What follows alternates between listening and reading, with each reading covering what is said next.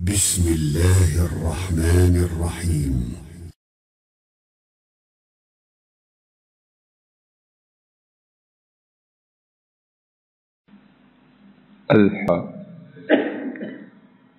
والسلام على عباده الذين اصطفى.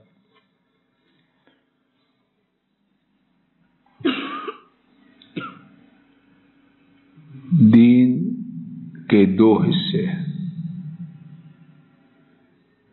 ایک حصہ کہ میں آپ نیکی پر چلیں اور بدی سے بچیں. دوسرا حصہ یہ ہے کہ دوسروں کو نیکی کی دعوت دیں اور بدی سے منع کریں. ہم میں سے بہت سے لوگ اللہ کے فضل و کرم سے پہلے حصے کی طرف ان کی توجہ ہے. ابھی ماشاءاللہ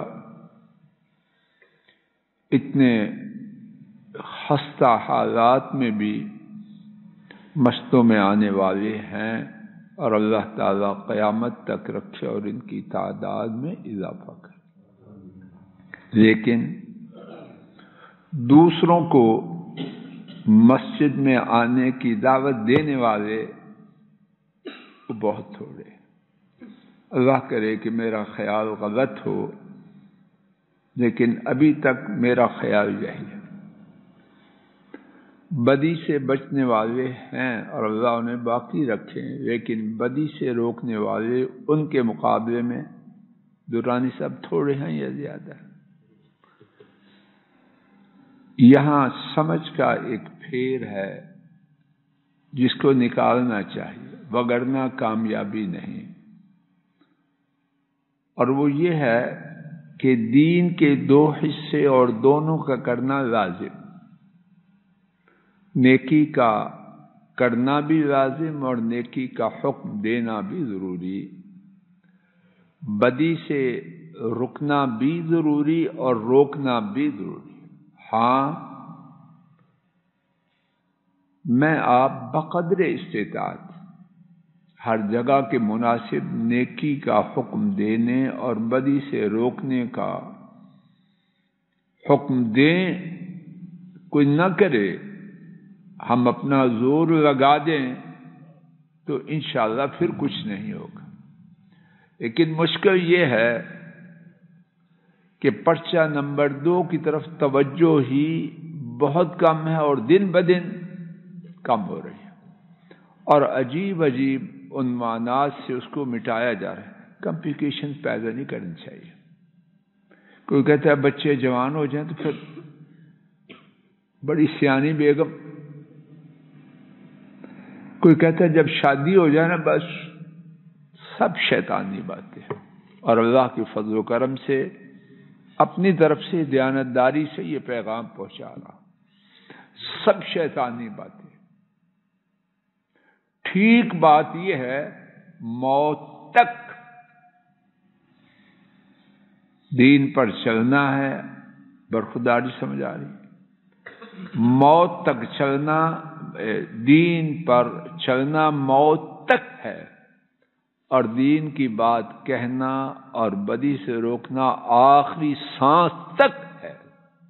کوئی مانے نہ مانے، اس کے نوح علیہ السلام ذمہ دار نہ تھے، میں آپ کیسے ہو سکتا؟ قرآن و سنت میں اور حضرات صحابہ کی مبارک سیرتوں میں اس بارے میں بہت کچھ ہے. سیدنا عمر فاروق رضی اللہ تعالی عنہ کے سیرت طیبہ سے میں 3 واقعات منتخب کر کے لایا ہوں. 4 منٹ ہو گیا، باقی 11 ہیں. 1 2 جو ہو سکا وہ سنتے ہیں. حافظ ذہبی نے اپنی کتاب سیر اعلام النبلاء میں بیان کیا. سوید بن غفلہ وہ اسے بیان کرتے ہیں. شامی سیکٹر پر جہاں رومی 700 سال سے حکمران تھے، اس طرح انگریز ہمارے ملک میں اللہ ان کو غارت کرے، ہمارا خون چوس کے گئے۔ تو 700 سال سے رومی شام، اور شام سے مراد آج کا سوریہ، لبنان، فلسطین اور اردن، 4 ملکوں کا نام اس زمانے میں شام تھا۔ 700 سال سے حکمران مسلمان مدینہ طیبہ سے گئے، تھوڑی تعداد میں، تھوڑے سامان میں، اور اپنے وطن سے دور، اور وہ 700 سال سے وہاں حکمران، اس وقت لوگوں کی نگاہ میں بہت بڑی سلطنت۔ 15 ہجری میں ایک بہت مشہور معرکہ یرموک ہوا۔ اللہ پاک نے مسلمانوں کو فتح دی، اور یہ جو تھوڑا سا پس منظر میں نے بیان کیا، اس کی روشنی میں آپ اندازہ کر سکتے ہیں کہ اس جنگ کی فتح کی تفصیلات لے کے ایک وفد آیا، امیر المومنین عمر فاروق رضی اللہ عنہ کے پاس۔ اب اسی معرکہ میں مسلمانوں کے ہاتھ ریشمی چوغے جو رومیوں کے تھے ہاتھ آئے۔ وفد کے لوگوں نے جناب فاروق کی آنکھوں کو ٹھنڈا کرنے کے لیے وہی چوغے پہنے اور مدینہ طیبہ میں داخل ہو، تاکہ امیر المومنین خوش ہوں گے کہ اتنے بڑے دشمن، اور ہمیں اللہ نے اتنی فتح دی کہ کپڑے چھوڑ کے بھی بھاگ گئے۔ جناب فاروق رضی اللہ تعالی عنہ کے قریب پہنچے، کوئی دربار وروار تو تھا نہیں، مسجد نبوی ہی سب کچھ تھا۔ سلام عرض کیا، جناب فاروق رضی اللہ تعالی عنہ نے وہیں سے ان کو کوسنا، ڈانٹنا شروع کر دیا، اور جو کنکریاں یا پتھر موجود تھے وہ مارنے شروع کر دیے۔ اب فاروق کا مارنا کوئی آسان تو نہ تھا، کوئی کھیل تو نہیں دیتے، بھاگے مجاہدین وقت، حتیٰ کہ ان کی اپروچ سے دور ہو گئے۔ مدینہ طیبہ سے جہاں گئے، جگہ کا تعین نہیں، کچھ فاصلے پر ان کی نگاہوں سے اوجھل ہو گئے۔ سوچ میں پڑ گئی کیا ہوا ہے؟ کچھ نے کہا کوئی خبر ہمارے بارے میں ایسی آئی ہے جس نے امیر المومنین کو ہم پر خفا کر دیا ہے۔ اس نے کہا نہیں، یہ جو چوغے ہیں ان میں کوئی خرابی ہے۔ اب آئے تھے اتنی دور سے، اور قریباً اس زمانے میں شام سے مدینہ طیبہ آنا 1 ماہ کا سفر تھا، ویسے تو جانا نہیں تھا۔ سوچ سوچ کے اسی نتیجہ پر پہنچے، چوغے اتار کے جاتے ہیں، دیکھیں چوغے اتارے، حاضر خدمت ہوئے، سلام عرض کیا۔ عمر فاروق رضی اللہ تعالیٰ عنہ، مرحبا، خوش آمدید، وعلیکم السلام، نقشہ بدلا ہوا۔ اب جس طرح میں نے قصداً عرض کیا، معرکہ یرموک کوئی معمولی بات نہ تھی، کوئی سرحد پہ چھیڑ چھاڑ نہ تھی، فیصلہ کن معرکہ تھا، اور اتنے جو میں عرض کر چکا ہوں دہراتا نہیں۔ اب تفصیلات پوچھتے، ان کو اچھی طرح خوش آمدید کہا اور تفصیلات پوچھنا شروع کی۔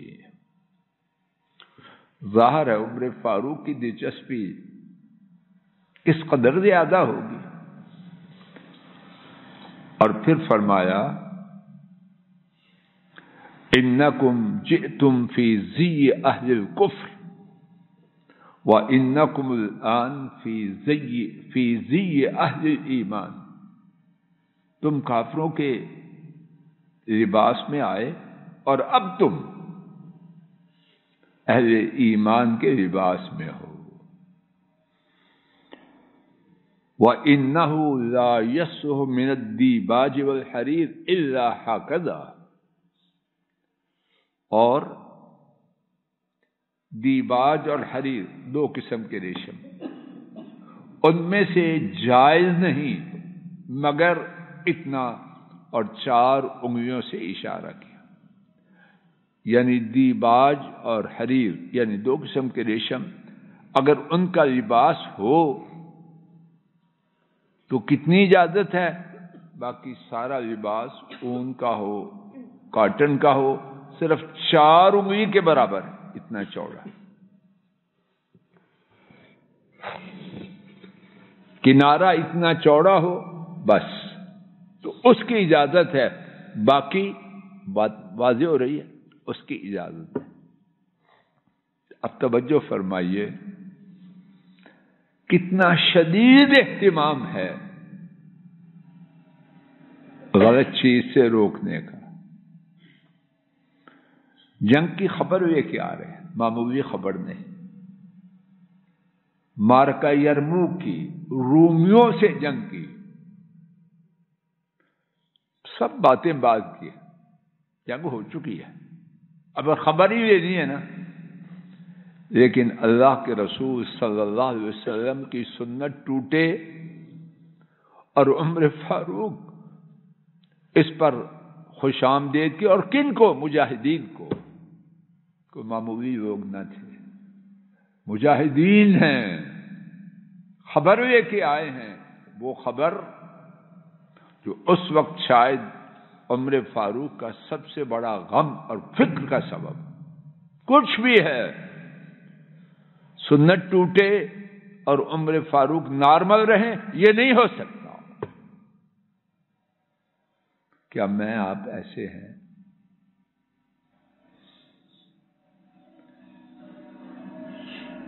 ہمارے گھروں میں کیا کچھ ہو رہا ہے؟ اللہ اکبر. یا اللہ ہمیں ہدایت دے. سن لیجئے، غصہ پھر بھی سنیں. اور میں یہ نہیں کہتا معاف کر دوں، کیوں کہوں؟ میں اس کو حقیقت سمجھتا ہوں. کیا ہو رہا ہے؟ دین ٹوٹ رہا ہے. میں نے کوٹ پہنا، ٹوپی رکھی، آ گیا درس دینے. میں اپنی بات کرتا ہوں، یہ دین نہیں ہے، یہ دین نہیں ہے. دین یہ ہے کہ میں پورا زور لگاؤں.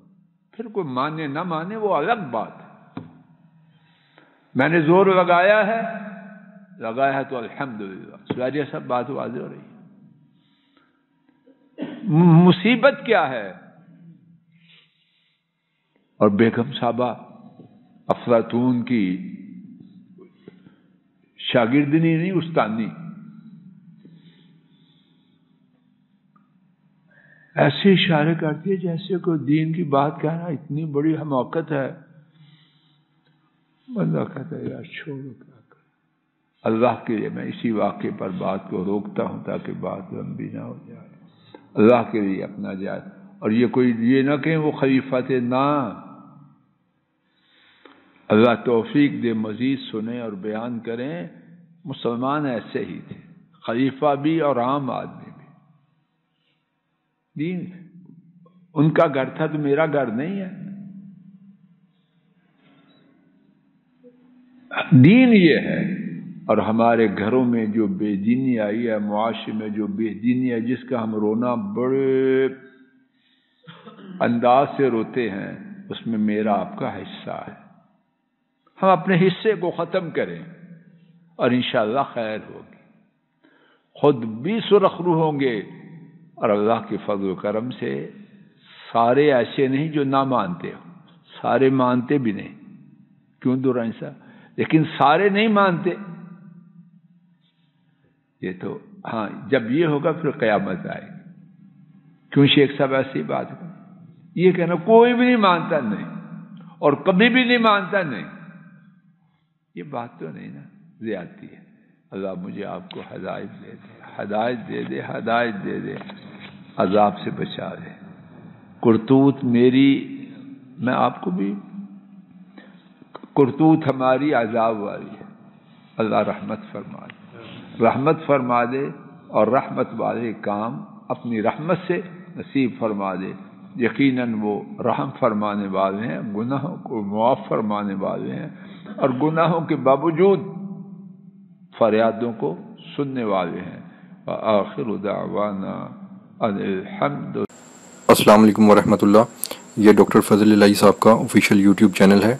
इसको लाइक, सब्सक्राइब और शेयर करें और बेल आइकन प्रेस करें ताकि नए आने वाली वीडियोस का नोटिफिकेशन आपको मौसूल हो सके। जज़ाकुमुल्लाहु खैर।